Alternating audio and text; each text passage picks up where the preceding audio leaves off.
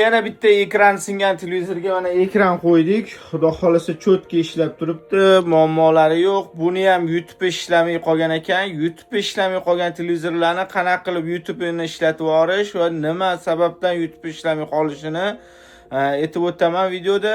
Kuzatib turinglar, qo'llab-quvvatlab turinglar.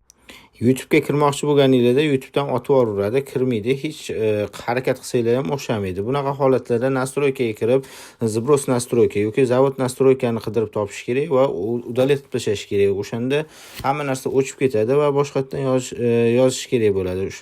Va YouTube'ni qidirib Play Marketdan qidirib topib, boshqatdan skachat qilinadi. Skachat qilingandan keyin YouTube ishlab ketadi.